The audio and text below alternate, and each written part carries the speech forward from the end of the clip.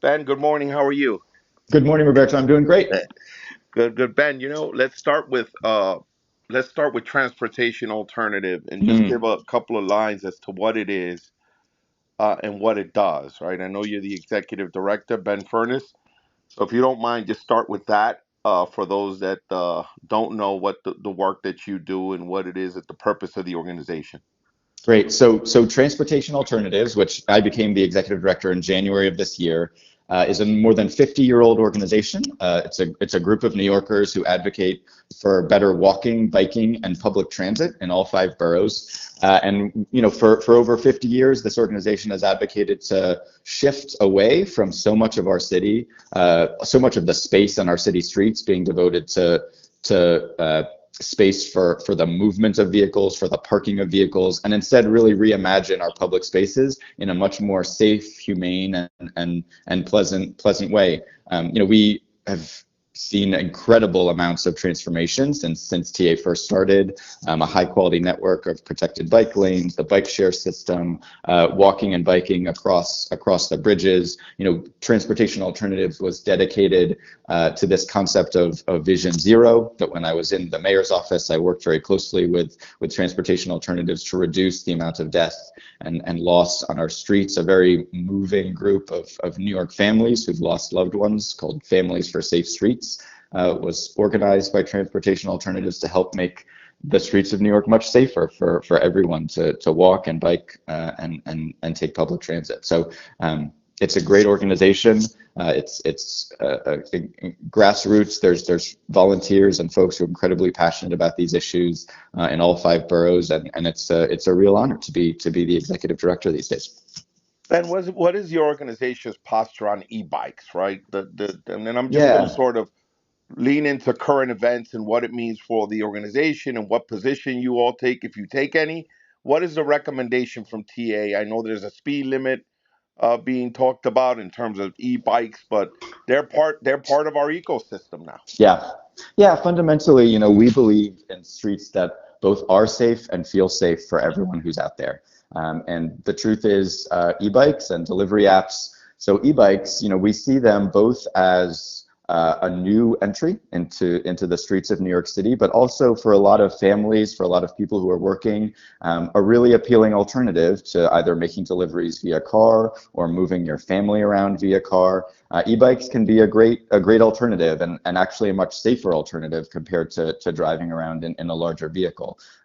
That being said, we want to make sure that everyone out there is following the rules and that the rules are safe and easy to follow. So our position on e-bikes has been, we want to make sure that there's enough infrastructure, that we have a high quality network of protected bike lanes, so there's a safe place for them to be on the streets. There's not a temptation to go on the sidewalks, so pedestrians are protected, folks on e-bikes are protected, and they're protected from the general traffic that can be moving fast. When it comes to the speed limit, we think everything on the road needs to be moving much slower. This organization has fought very hard for reducing the speed limit in the general traffic lane from what used to be 30 or 35 miles per hour down to 25 in many parts of the city. We passed a law in Albany giving New York City the power to reduce speed limits further to 20 miles per hour. And a 15-mile e-bike speed limit, we genuinely have a couple of questions. So the first, it feels like right now there is a speed limit. The mayor's proposal is to have a speed limit that is just for e-bikes, a lighter vehicle on the road that would be different from the speed limit that applies to much heavier vehicles at the very same travel lane. So if I'm an SUV going 40 miles per hour, I might just get a traffic ticket, but if I'm an e-bike in the very same travel lane going 17 miles per hour, I might get a criminal summons, something that we think is pretty disproportionate and can have all sorts of strange incentive effects for folks who just want a nice option to get around. And let's talk a little bit about Flushing Avenue. I know Yeah. there's a lot of back and forth between the local council member, the mayor's office. What are your thoughts on that? Are you talking about The, Bedford Avenue? yes, Bedford Avenue. I'm sorry. Yeah. Bedford, the bike Yeah. lane, the protected bike lane that's no longer protected. Yeah, so the Bedford Avenue Safety Project, we fought very hard. There were a number of really tragic deaths that occurred on Bedford Avenue in the past 5 years. It's a key part of the protected bike lane network. cuts across Bed-Stuy into Williamsburg. We fundamentally believe that people all across the city have a right to high quality protected bike lane network so they can hop on a bike to get around. But something that the data also shows is that a protected bike lane is a safety improvement on a street that makes it much safer for people in cars and for people walking as well.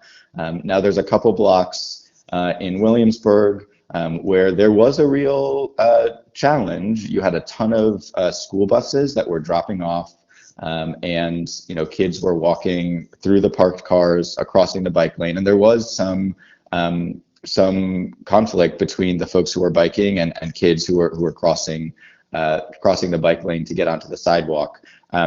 Now, what we fundamentally believe and what the data shows, since that bike lane has gone in, there have been fewer injuries. There have been no deaths at all on Bedford Avenue.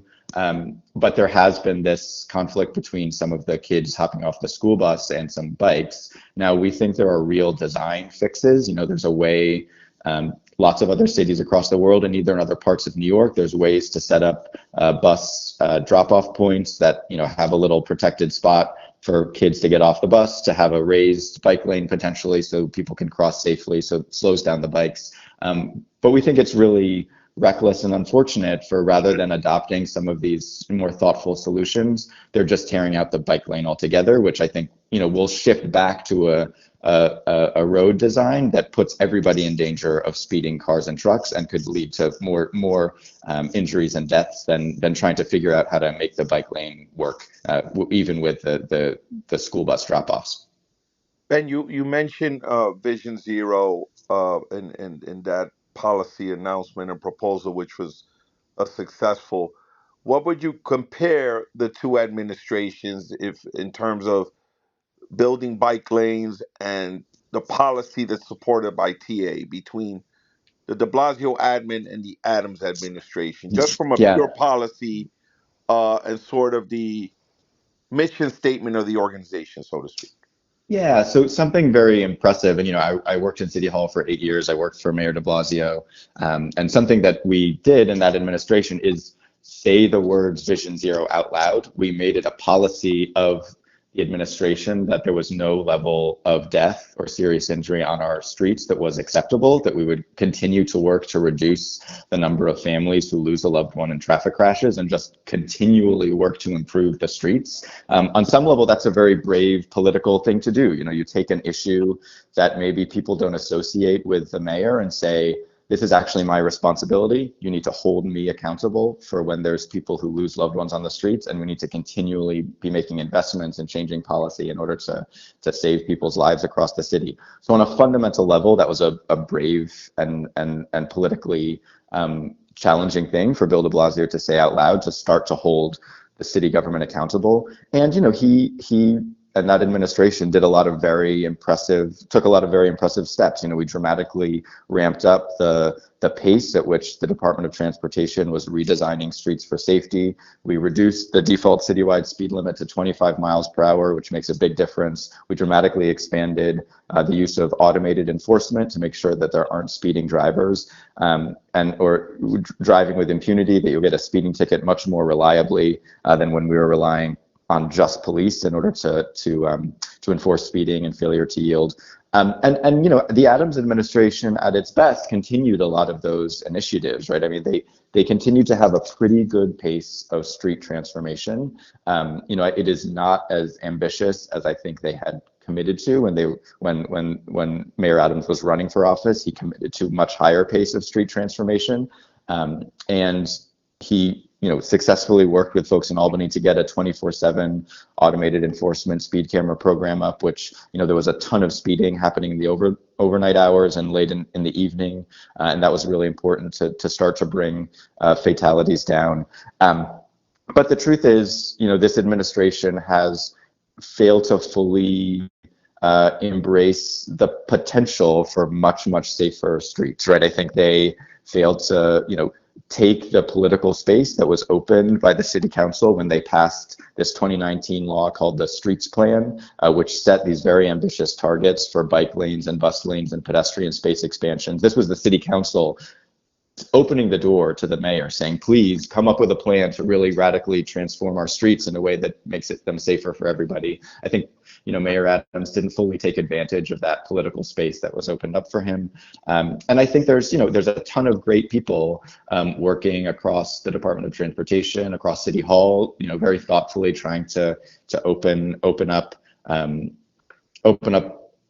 the streets and save lives. And unfortunately, there's been a bit of backsliding, and when there's politics comes in, there's been a fair number of times when this mayor has been reluctant to really embrace the possibilities of our streets and save lives in a way that the government is perfectly capable of doing with a little bit more mayoral leadership. And I think it's really a message for whoever sits in that chair next. The streets are one of the most important responsibilities of a mayor. There's a huge amount of opportunity to save lives, to improve the daily life of New York families. And I think, the lesson is really that the city government has a ton of power to really improve the lives of New Yorkers on the streets. And the mayor, whoever the mayor is, has a huge opportunity to embrace that possibility and improve the lives of New York families in all 5 boroughs. Ben, who and out of the folks running, right? Early voting is underway, and without making an endorsement, who do you think has the most in terms of the goals of your organization? Who do you think has proposed the best plan? I think each of the mayoral candidates. We had a mayoral forum in earlier this year where a lot of the candidates came and spoke about their vision. I genuinely think there's a very broad consensus that street safety is a core role that the mayor needs to have, and there's been a lot of great ideas. Every candidate on the stage in this last debate committed to an expansion of red light cameras, which is a very important piece of the puzzle in order to make sure that drivers are held responsible. We've seen widespread bipartisan support for a bill that we're advancing in Albany called the Stop Super Speeders Act to slow down people who speed again and again and again without consequence, requiring them to install a speed limiter in their vehicle, much like we do with DWI offenses, requiring them to install a breathalyzer before they're able to start their car. This is, they're still able to drive their car, but they can just no longer speed. I think a lot of the candidates, Brad Lander, Mamdani, Scott Stringer, they've articulated a pretty expansive street transformation vision. Not everyone has put out a comprehensive transportation plan, but we've been very, it's been great to see candidates from across the ideological spectrum recognizing the role that the mayor has to transform the streets of New York. And honestly, at TA, we look forward to working with anybody who sits in the chair to find areas of common interest and how we can improve the streets for New Yorkers. Ben, talk about some wins for the organization. I know you recently were in the Queensboro Bridge. Yeah. And there was an announcement there. But wait, let me take a step back. I want to talk about some wins. Yeah. Obviously, there's some disappointment in Bedford Avenue. I want to hear your thoughts on Manhattan Avenue. There was some contention there. The plan was revised and it sort of landed somewhere in the middle based on what I'm hearing. Again, people talked about politics in that design there. Are you talking about McGinnis Avenue or what? McGinnis, yeah. McGinnis, yes. Yeah, so in this work, it is a constant dialogue to try to get the best possible plan for the streets of New York. So on the Queensboro Bridge, Transportation Alternatives has been advocating for more space for walking and biking on the Queensboro Bridge, basically as long as we've been an organization. Most recently, the north outer roadway on the Queensboro Bridge was shared between people walking 2 ways and biking 2 ways. It was the width of a single lane of road, and it was way too crowded, right? There was a huge amount of injuries that were happening, a chaotic feeling. It was not a very pleasant place to either walk or bike. TA has advocated for many years to open up the south outer roadway for pedestrians, so the north outer roadway can be dedicated just to bicycles. And that finally happened. You know, there was a little bit of friction at City Hall. They sort of started on a ribbon cutting. They did not fully complete the ribbon cutting. They wanted to do a little bit more thinking. But the truth is, with a lot of leadership, you know, it might come as a surprise to some of your listeners, but Randy Mastro, the first deputy mayor, was quite involved and helpful in helping us get across the finish line here. And you know, you know, we're a little bit of a roguish organization. We're a little puckish. We have a sense of humor. So the mayor wasn't having a ribbon cutting. We scheduled our own unsanctioned ribbon cutting. We cut a big ribbon with giant oversized scissors. We marched across the bridge in order to draw attention to this. It was a lot of fun, but it was also very serious. You know, we wanted to see this open, and we got it done, right?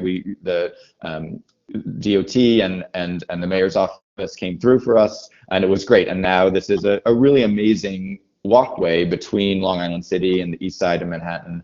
I recommend everybody take a walk. It's a beautiful view of Manhattan and Long Island City and Queens, and it's going to be a great both place to take a walk, a place to go jogging, a tourist and economic development connection between these two great neighborhoods in our city. And it follows a model that we advocated on other bridges too. So famously on the Brooklyn Bridge, the upper deck was sort of this very chaotic situation between people biking and walking. When the final year of the de Blasio administration, we put a two-way bike lane on the roadbed, meaning that the upper deck was reserved just for pedestrians. It's so much more pleasant up there. Tourists love to go. New Yorkers love to go take a walk across the Brooklyn Bridge. It's one of the great joys is to stroll across a bridge in New York City, and that was something that the TA worked to get done. On McGuinness, you know, there was a lot. It sort of shows how political these decisions can be. Some very powerful people, folks who were, you know, had donated to the mayor's political campaigns, objected to a safety project on McGuinness Boulevard. It sort of shows the power of the people that we sort of advocated and pushed to get a pretty good safety project done. Really strong on one section, a little bit less below what it could be in a different section. We continue to advocate to push for more better safety along that north end connecting up to the Pulaski Bridge. And the truth is, you know, many different mayoral candidates have all come out to McGuinness and met with some of the local neighbors advocating for a better safety project. And a lot of different mayoral candidates from across the ideological spectrum have said they want to finish the McGuinness safety project and do that. And it sort of shows, you know, the widespread appeal that these types of safety-oriented, neighborhood-based, common sense projects can be from potential mayors from lots of different ideological disposition. So Whitney Tilson was out there, Jim Walden was out there saying they wanted to finish it, all the way to Mamdani and Brad Lander and Zelnor Myrie, right? It sort of shows the breadth of a lot of these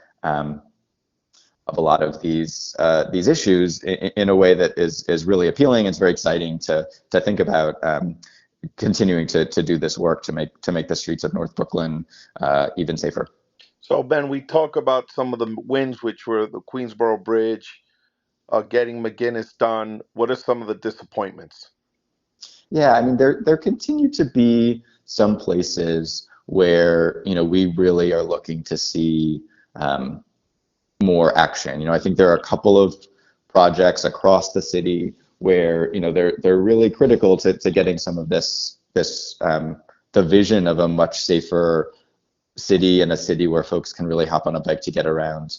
You know, one small example of this, but it's sort of telling, is there's a couple of blocks in Brooklyn on a street segment called Ashland Place that could really connect a major transportation spine up 4th Avenue, connected to the Brooklyn Queens Greenway, along Kent Avenue, up Navy Street. And that project, you know, there are some neighbors, and this is a disagreement among friends, but there are some neighbors and some of the buildings along that stretch who have some concerns about how that would interact with their like loading logistics. And instead of kind of like working out a solution and coming to the table and figuring this out so we can have this connection in Brooklyn, the response has sort of been to just like throw up our hands and just leave these couple blocks just like unfinished. So there's this, you bike up 4th Avenue in Brooklyn and it sort of dumps you into the traffic at Flatbush and Atlantic. And it's just this huge missed opportunity to have a cohesive bike lane network. And I think it sort of shows how much mayoral leadership is needed, how much sort of good faith negotiation to try to get to yes is needed across the political spectrum. And I think we look forward to continuing to push all across New York for great streets and a high quality bike network, so folks of all ages and abilities feel comfortable hopping on a bike to get around. Ben, how do you receive funding? How do you TA? Yeah, so money, we're foundation money? Is it we're discretionary? we have a pretty balanced set of resources. We have some individual donors. We have a pretty large membership base. People give small and medium-sized contributions. We do receive some corporate sponsorship, though it's less than you might think, and grants and philanthropy, folks who believe in our mission and want to help support the cause for a more bikeable New York and safer streets for everybody. We're gonna have obviously the Dem primary we'll soon know who's going to be the Democratic nominee for mayor. Eventually, we'll have a general. In the next year, let's say January or from now till next year, Ben, what are some of the things you want to accomplish as an organization? Fully Yes. understanding that there's going to be a lot of decisions made just on pure politics, right? Because there is an election, our mayor's running as an independent. So whatever that may be, what are some of the goals separate of that of the organization and the institution? I have another question, Ben. How do you feel about these pedestrian walkways, Fifth Avenue, and what's the posture of the organization on is more of that? Yeah, so we love expanding pedestrian space. We think as much room as can be dedicated to people walking or biking is incredibly powerful. It's great for economic vitality. It's great for safety. The Fifth Avenue project, it happens to have been a little bit of a missed opportunity to connect a growing bike network around Central Park to the high quality bike network across Manhattan. Fifth Avenue is a potentially really key connection. So something that we were advocating for in that dialogue was, yes, expand the pedestrian space. That's amazing. We love that. But particularly because that's such a high traffic bus route and a potential key segment of bicycling, we think it really makes sense if the mayor and the city is going to be spending, tens of millions of dollars to upgrade that street. We really think it should be a balanced plan that includes room for bicycling and high quality bus service as well. We think it's totally compatible with still allowing some amount of vehicle pickup and drop off, with having all of the businesses up and down Fifth Avenue having access to all the loading and customer access that we think they're concerned about. But this is something that is done in cities all across the world. You can have these really balanced wide avenues, and we think that should be the vision that they're embracing. As it comes to our priorities for the balance of the year, there's a couple of key pieces of legislation that we're really working with the city council to advance. One is on something called daylighting, which would improve the visibility at every intersection all across the city and open up space to do these types of high quality intersection safety treatments to reduce the amount of distance between the curbs. So it's much safer to cross the street for families with kids and seniors, to improve the amount of green space that might exist in a neighborhood and open up space to have much more livable, pleasant, and safe intersections. So that's something we're going to be working with the city council on. That's something that Selvena Brooks Towers has been a real leader on. This particular proposal is sponsored by Julie Wan. The speaker has shown increasing interest, and it's really sort of a common sense measure that the council and we have been excited to advance. I think that's something that can happen, a little bit outside of the rigmarole of New York City mayoral politics. It's something that I think the council can do, and we'd love to work with them on that. We also have campaigns in all 5 boroughs to try to improve biking and bus and pedestrian safety all across the city. So, in everything from thinking about improving bike connections in Upper Manhattan and the Bronx, thinking about the future of 3rd Avenue. There's an amazing proposal for the 34th Street busway to improve crosstown bus service on 34th Street, a similar proposal to really dramatically improve bus service on Flatbush Avenue in Brooklyn. And, part of what's so amazing about transportation alternatives that I love is a lot of what we do is sort of supporting organic grassroots families, neighbors coming together all across the city to advocate for safer and better streets in their own communities. So folks in the Bronx and Western and Eastern Queens and North Shore of Staten Island to try to improve the Greenway along the North Shore. There's lots of great neighborhood campaigns that we're supporting, and we'd love to get as many of them across the finish line as we can. And I think the mayor has an amazing opportunity to be, to harness and respond to a lot of this grassroots enthusiasm for safer streets and better streets for walking, biking, and public transit, and get a lot done.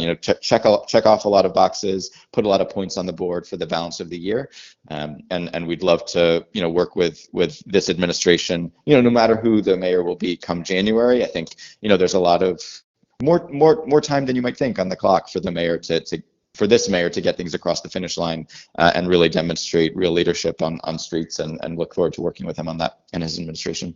And let's wrap this up, but I have one more is congestion pricing in the clear. Apparently hasn't been as catastrophic as It people has thought. been, yeah. We are so proud, and so many people, both directly connected to transportation alternatives and in the broader transportation advocacy space, have been advocating for this for so long. An amazing thing has happened, Roberto, is that it just is working incredibly well on almost every metric.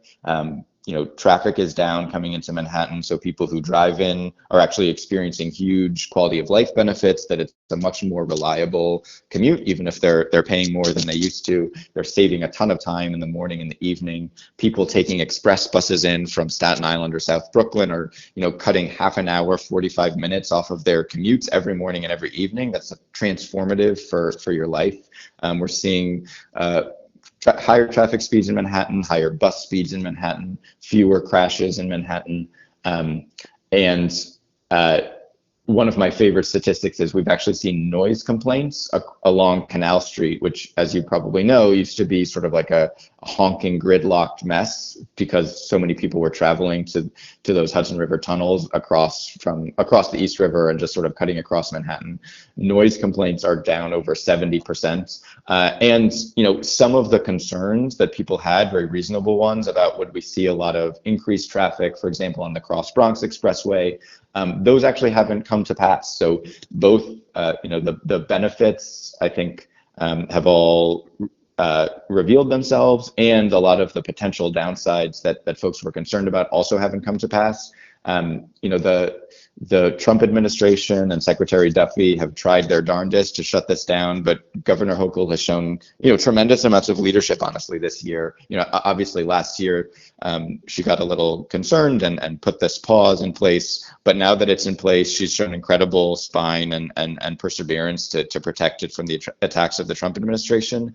And the program is staying on, and it's been a huge quality of life boost for New Yorkers, and it's generating a lot of revenue, sorely needed revenue, to upgrade trains and buses all across the city. And I think New Yorkers will be feeling the benefits of that for decades. And thank you so much for your time. And any parting words, anything you want to add that I forgot to ask you?